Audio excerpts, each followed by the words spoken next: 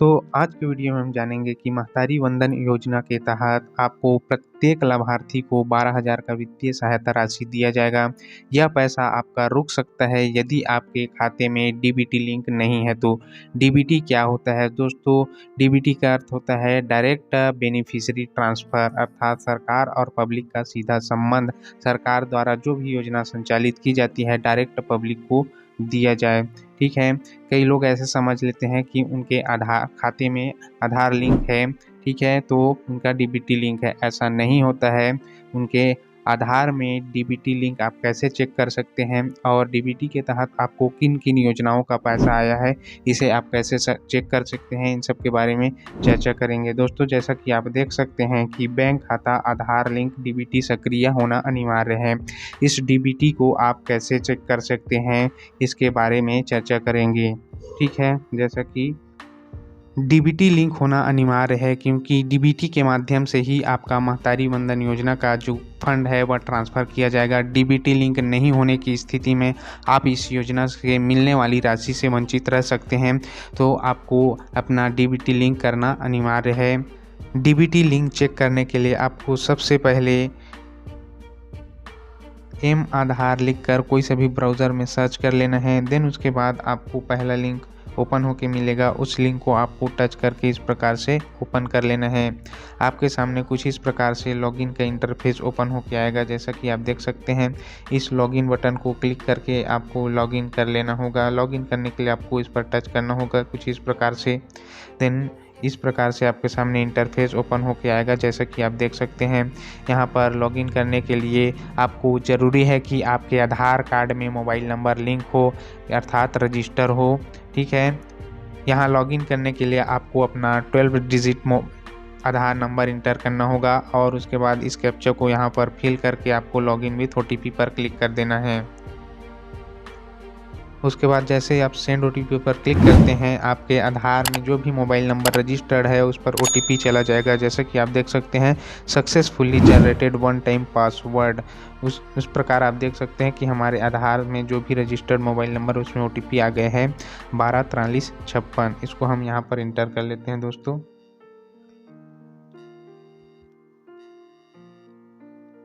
OTP inter हो जाने के बाद आपको सिंपली लॉगिन बटन पर क्लिक कर देना है। देन उसके बाद आपके सामने कुछ इस प्रकार से इंटरफेस ओपन होके आएगा। आपका एम आधार का ऑफिशियल पोर्टल लॉगिन हो जाने के बाद आपके सामने कुछ इस प्रकार से इंटरफेस ओपन होके आएगा। यहाँ पर आपको अपना फ़ोटो शो होगा। देन यहाँ पर आपको बहुत सारे ऑप्शन मिल जाते हैं। ठीक है, यहाँ पर आपको एक ऑप्शन मिलता है जिस आधार बैंक आधार सीडिंग का। जैसा कि आप देख सकते हैं कि बैंक सीडिंग स्टेटस, इसी ऑप्शन को आपको क्लिक करके चेक करना होगा कि आपके आधार में कौन सा बैंक अकाउंट लिंक है या डीबीटी लिंक है। दोस्तों, उसके बाद आपके सामने इस प्रकार से ऑप्शन ओपन होके आएगा, चेक आधार बैंक सीडिंग स्टेटस, चेक आधार बैंक सीडिंग स्टेटस। ठीक है, जैसे ही आप स्लाइड करते हैं आपके सामने कुछ मैसेज शो होगा, congratulation your Aadhaar bank mapping has been done. ठीक है, उसके बाद यहाँ पर आपको अपना आधार नंबर शो करेगा। जैसे ही आप थोड़ा सा और स्लाइड करते हैं, आपको इन्फॉर्मेशन शो करने लगेगा कि आपका जो बैंक आधार है किस बैंक अकाउंट से लिंक है। यहाँ पर आप देख सकते हैं कि आपका जो बैंक सीडिंग स्टेटस है वह एक्टिव है, ये इनएक्टिव भी नहीं होना चाहिए। ठीक है, और आपका बैंक सीडिंग यहाँ पर डेट शो करेगा। यहाँ पर आपका बैंक सीडिंग जो बैंक है उसको शो करेगा। जैसे कि आप देख सकते हैं कि हमारा एयरटेल पेमेंट बैंक में हमारा बैंक में डीबीटी लिंक है। ठीक है दोस्तों, अब बात कर लें कि डीबीटी के माध्यम से जो भी पैसा आपके खाते में आता है उसे आप कैसे चेक कर सकते हैं। तो उसके लिए आपको सबसे पहले सर्च बार में PFMS लिखकर सर्च कर देना है। जैसे कि आप देख सकते हैं, उसका ऑफिशियल लिंक इस प्रकार से ओपन होके आएगा। यहाँ पर आपको टच करके ओपन कर लेना है। देन जो ऑफिशियल पोर्टल है वो इस प्रकार से ओपन होके आ जाएगा। जैसे कि आप देख सकते हैं, public financial management system PFMS। ठीक है, यहीं पर आपको एक ऑप्शन मिलेगा नो योर पेमेंट स्टेटस, ऐसे करके कुछ नो योर पेमेंट्स इस प्रकार का एक ऑप्शन मिलता है। इसी ऑप्शन को आपको क्लिक करके आगे बढ़ जाना है। जैसे ही आप इसको क्लिक करते हैं, आपके सामने कुछ इस प्रकार से इंटरफेस ओपन होके आता है। जैसे कि आप देख सकते हैं, ठीक है, यहाँ पर पेमेंट बाय अकाउंट नेम, यहाँ पर आपको आपके डीबीटी के माध्यम से जो भी फंड आपको ट्रांसफ़र किए जाते हैं उसको आप यहाँ पर चेक कर सकते हैं, आप बिना बैंक जाए। इसके लिए बहुत ज़रूरी है कि आपके बैंक अकाउंट में और आधार में मोबाइल नंबर लिंक हो, ठीक है। इसके बिना आप चेक नहीं कर सकते हैं। यहाँ पर आपका जो भी बैंक अकाउंट लिंक है आपके डीबीटी में, उस बैंक अकाउंट को यहाँ पर इंटर कर देना है, ठीक है। उसका नाम, उसके बाद आपका अकाउंट नंबर यहाँ पर इंटर करना है। देन उसको अकाउंट नंबर को यहाँ पर कंफर्म करना है। उसके बाद इस कैप्चा को आपको यहाँ पर वेरिफिकेशन पर फिलअप कर देना है। उसके बाद आपको आगे बढ़ जाना है। यहाँ पर सेंड OTP रजिस्टर्ड मोबाइल पर क्लिक करना है। आपके रजिस्टर्ड मोबाइल नंबर पर OTP आएगा, उस OTP को यहाँ पर इंटर करना है। चलिए दोस्तों, ये प्रोसेस मैं कर लेता हूँ। ये सारा डिटेल फिलअप हो जाने के बाद आपको सेंड OTP रजिस्टर्ड मोबाइल पर क्लिक कर देना है। उसके बाद आप देख सकते हैं कि OTP no your payment has been sent registered mobile number, ठीक है। इस प्रकार से OTP आ जाता है। इस OTP को आपको यहाँ पर इंटर करना होगा।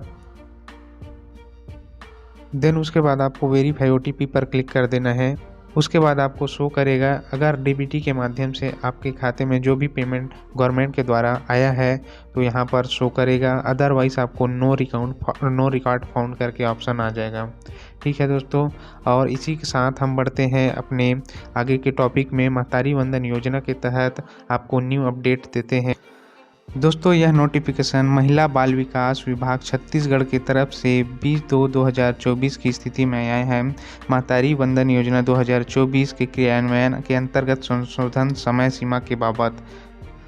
दोस्तों, ऑनलाइन की जो अंतिम अवधि थी 20/2/2024 की स्थिति में 6 बजे संध्या तक थी, परंतु ऑनलाइन ऑफलाइन दोनों ही मोड में आपका वेरिफिकेशन चल रहा था, ठीक है। तो वेरिफिकेशन के लिए आपका जो संशोधन किया है उसका तिथि कुछ इस प्रकार से है, जैसा कि आप देख सकते हैं।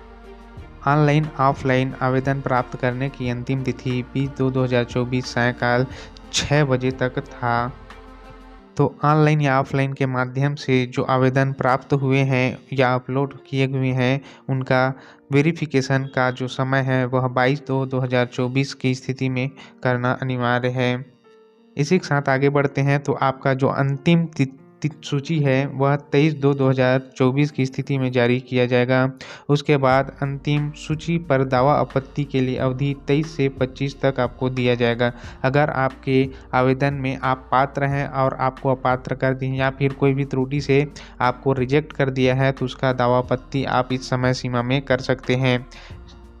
उसके बाद आप अगर पात्र या सही पाए जाते हैं तो उसका दावा आपत्ति का निराकरण 26 से 29 फरवरी तक किया जाएगा, ठीक है। उसके बाद आपको अंतिम सूची प्रकाशन किया जाएगा। वह अंतिम सूची आपका 1/3/2024 की स्थिति में प्रकाशित किया जाएगा। उसके बाद आपको सीधे ही अगर पात्र अपात्र हो एक लिस्ट जारी होगा। उसके बाद आपको एक स्वीकृति पत्र जारी कर दिया जाएगा। जैसे कि आप देख सकते हैं, स्वीकृति पत्र जारी करने का जो दिनांक है वह 2/3/2024 की स्थिति में है। इसके बाद आपका फाइनल स्टेज है कि आपका राशि अंतरण दिनांक आपको 8/3/2024 की स्थिति में सभी लाभार्थी को महतारी वंदन योजना के तहत उनका पहला किस्त जारी कर दिया जाएगा। दोस्तों, आज की वीडियो में यहीं तक। मिलते हैं अपने नेक्स्ट वीडियो में। Thank you for watching.